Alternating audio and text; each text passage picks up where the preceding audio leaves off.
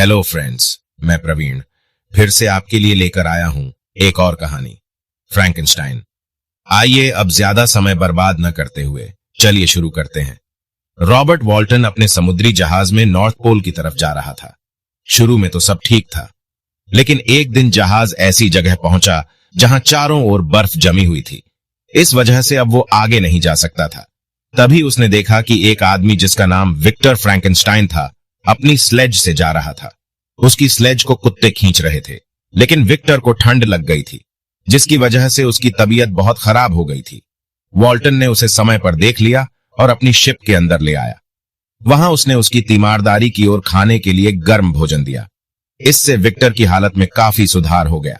इसके बाद विक्टर ने वॉल्टन को अपनी हॉरर स्टोरी सुनाना प्रारंभ किया। विक्टर जेनेवा में पला बड़ा था।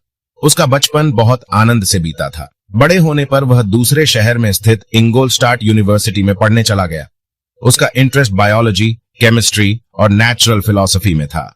इसी बीच उसके मन में लाइफ के रहस्य को जानने की इच्छा पैदा हुई। दिन रात वह यही सोचता रहता था कि आखिर जिंदा होना क्या है। मृत शरीर से ऐसा क्या निकल जाता है कि वह मृत हो जाता है? क्या उसे फिर से जिंदा किया जा सकता है? वह अक्सर इसी तरह के विचारों में डूबा रहता था। कई सालों की रिसर्च के बाद आखिर उसने लाइफ के सीक्रेट को पा ही लिया। एक दिन उसने कुछ डेड बॉडीज के अंगों को जोड़कर एक आदमी का शरीर बनाया।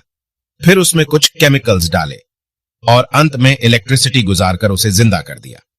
लेकिन जब वह मुर्दा शरीर जिंदा होकर उठा तो विक्टर बहुत ज्यादा डर गया। केमिकल्स और इलेक्ट्रिसिटी के प्रभाव से वह एक खौफनाक मॉन्स्टर लग रहा था। मॉन्स्टर लगातार विक्टर को ही देख रहा था। इससे विक्टर इतना डर गया कि अपना अपार्टमेंट छोड़कर भाग गया। रास्ते में उसे उसका दोस्त हेनरी मिला। उसने विक्टर से उसके इतना डिस्टर्ब होने की वजह पूछी, लेकिन विक्टर अपने द्वारा बनाए मॉन्स्टर के बारे में कुछ भी नहीं बता सका और सिर्फ कहा कि उसकी तबीयत खराब है। फिर हेनरी दोबारा उसे उसके अपार्टमेंट में छोड़ आया। विक्टर ने देखा कि मॉन्स्टर घर में कहीं भी नहीं था। उसने सोने की कोशिश की, लेकिन उसे नींद नहीं आई। धीरे धीरे वह बीमार सा हो गया और उसे बुखार भी चढ़ आया। विक्टर को बहुत पश्चाताप हो रहा था कि आखिर उसने यह मॉन्स्टर क्यों बनाया।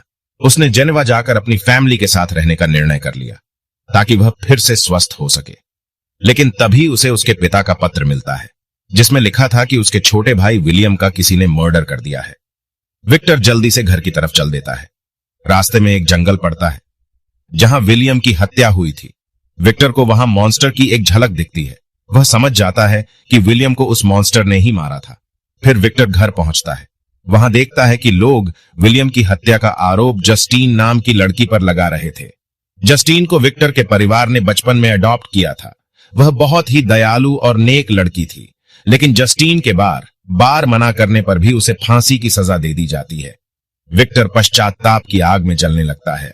उसके बनाए हुए मॉन्स्टर ने उसके दो प्रिय लोगों की जान ले ली थी, और क्योंकि मॉन्स्टर को विक्टर ने बनाया था तो इन दोनों हत्याओं के लिए खुद को दोषी मान रहा था। घर पर ठीक होने के बजाय वह और बीमार हो गया। उसकी जिंदगी एक हॉरर स्टोरी बन गई थी। फिर उसने पहाड़ों पर कुछ दिन बिताने की सोची और वहां चला गया।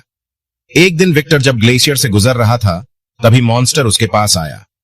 उसने स्वीकार किया कि विलियम को उसी ने मारा था, लेकिन उसने विक्टर से उसकी मानसिक हालत समझने का आग्रह किया। उसने विलियम पर इसलिए हमला किया था क्योंकि वो विक्टर से बहुत नाराज और गुस्से में था। वह विक्टर को सबक सिखाना चाहता था, क्योंकि विक्टर ने मॉन्स्टर को बनाकर बहुत बेरहमी से त्याग दिया था। अपनी ही बनाई रचना का विक्टर ने तिरस्कार किया था। मॉन्स्टर इस दुनिया में बिल्कुल अकेला था। लोग उसे देखकर दूर से ही भाग जाते थे, यहां तक कि विक्टर ही उसे देखकर भाग गया था। इसी बात से मॉन्स्टर गुस्से में था। उसने विक्टर से रिक्वेस्ट की कि उसके लिए एक पार्टनर बनाए जो बिल्कुल उसके जैसा हो, ताकि वो उसे देखकर भागे नहीं और उसे किसी का साथ प्राप्त हो जाए। शुरू में तो विक्टर ने मना कर दिया, लेकिन मॉन्स्टर ने उसे अपनी लोनलीनेस की दुहाई देकर आखिर में कन्विंस कर लिया। फिर विक्टर ऑकनी नाम के आइलैंड पर चला गया। वहां फिर से उसने मरे हुए लोगों के अंगों को जोड़कर एक फीमेल का मुर्दा शरीर बना दिया। अभी वह उसमें जान डालने ही वाला था कि उसने खिड़की से बाहर देखा। वहां उसे मॉन्स्टर खड़ा दिखाई दिया, जो उसे देखकर स्माइल कर रहा था। अचानक से विक्टर को अपनी गलती का एहसास हुआ। एक मॉन्स्टर की वजह से ही वह इतना दुखी और परेशान हो गया था, तो दो मॉन्स्टर हो जाने से तो और भी बुरा हो सकता था। यह सोचकर विक्टर ने टेबल पर रखे मुर्दा शरीर में आग लगाकर उसे डिस्ट्रॉय कर दिया। लेकिन मॉन्स्टर ने जब यह देखा तो गुस्से और दुख से पागल हो गया। उसने विक्टर से कहा कि वह उसकी वेडिंग वाले दिन उससे मिलने आएगा। जब विक्टर वापस घर जाता है तो देखता है कि उसके दोस्त हेनरी का भी मर्डर हो चुका था। वह हेनरी की गर्दन पर भी मॉन्स्टर की उंगलियों के निशान देखता है, लेकिन हेनरी की हत्या का शक विक्टर पर किया जाता है और उसे गिरफ्तार कर लिया जाता है। विक्टर मानसिक तौर पर और भी ज्यादा दुखी और परेशान हो जाता है। कोई एविडेंस न मिलने के कारण बाद में उसे रिहा कर दिया जाता है। वह फिर से अपनी फैमिली के साथ रहने चला जाता है। एक दिन उसकी शादी एलिजाबेथ नाम की लड़की से हो जाती है। शादी वाले दिन विक्टर को संदेह होता है कि कहीं मॉन्स्टर उसे मारने न आ जाए, जैसा उसने बोल रखा था। वह एलिजाबेथ को सेफ कमरे में भेज देता है और खुद मॉन्स्टर का इंतजार करने लगता है, लेकिन कुछ देर बाद एलिजाबेथ के चीखने की आवाज आती है। विक्टर कमरे में जाता है और देखता है कि मॉन्स्टर ने एलिजाबेथ को मार दिया था। विक्टर घोर दुख में डूब जाता है। वह वापस अपने घर चला जाता है। एक दिन उसके पिता की भी शोकरत रहने से मृत्यु हो जाती है। अब विक्टर के सब्र का बांध टूट जाता है।